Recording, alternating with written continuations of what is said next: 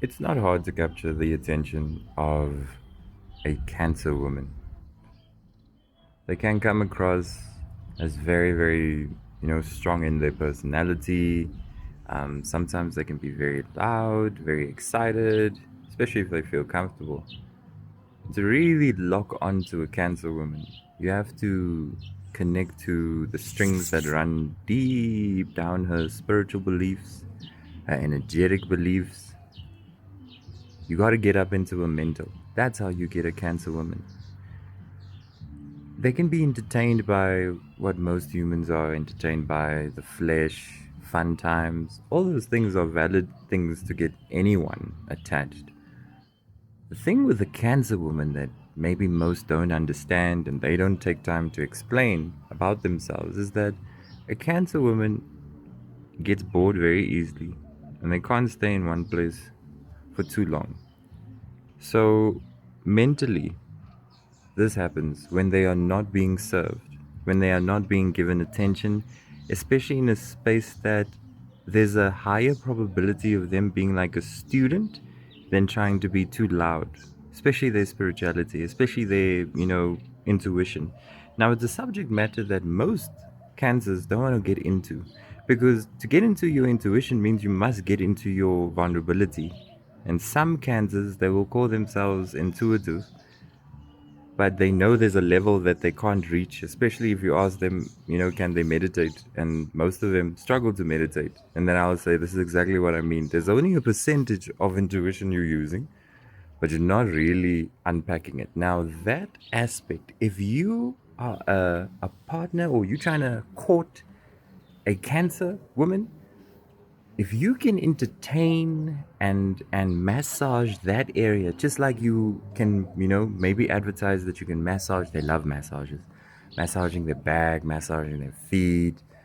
They love touch, intimacy. They love all that stuff. So also, if you're affectionate and they really find you attractive, especially because this is what you get, if you get their mind and their imagination in your grip, in your grasp, and you know exactly how to use that to even calm their erratic overthinking minds, because that's one aspect of a relationship with a Cancer that you are going to face.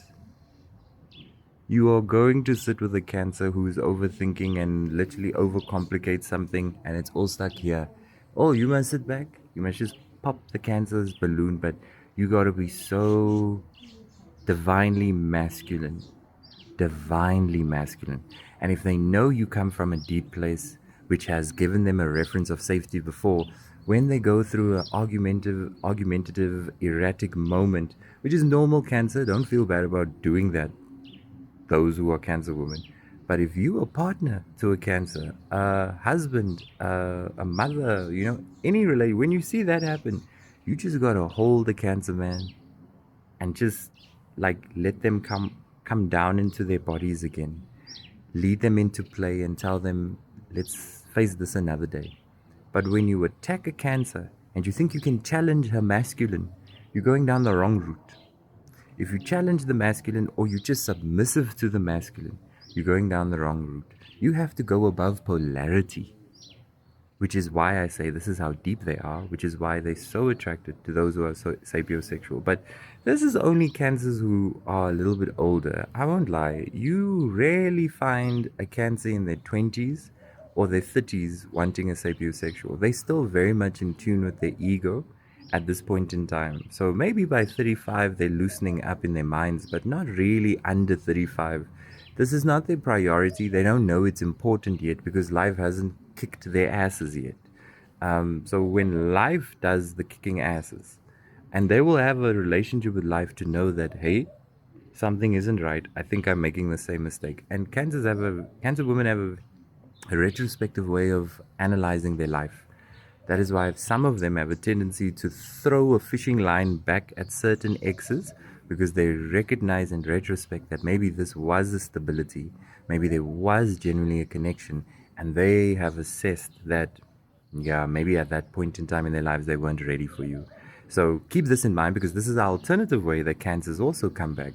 Too much pride for some Cancers to go back to an ex. But those who come from a place of depth, especially when they analyze themselves, trust me, they're a water sign. They will always see themselves back in a reflection. So time will always give them a water's reflection of themselves and what they've done and where they know they need to be better. It's an intuitive regulation by the universe that all water signs have. Scorpios do the same thing, Pisces do the same thing. So that's why sometimes a Cancer woman might find you as you trying to find a Cancer woman, and gotta meet her with vulnerability. And you also don't be shy to be straight to the point with a Cancer woman. You know, sometimes they like fluttering around and you gotta cut straight to it and be like, woman, what do you want? Huh? Huh? You want me back? Say it. Nah, that won't work. It will go south. If you relate to this video, to those of you who are joining the Cancer Bootcamp in 2025, we're going to start early in 2025, but entry into the bootcamp is going to start this year. I look forward to working with you, especially if you want to navigate these predictable emotions that I'm picking up with you guys. Additionally, forward this to a Cancer woman and see whether this relates to them. And to you guys who are watching, do comment in the section down below, man. I'm a Pisces, so I absolutely love hearing from you guys. Don't be shy. Write those long, deep comments that you know you want to write. And I look forward to connecting with you guys in future. Until then, be at peace, my dear Cancer.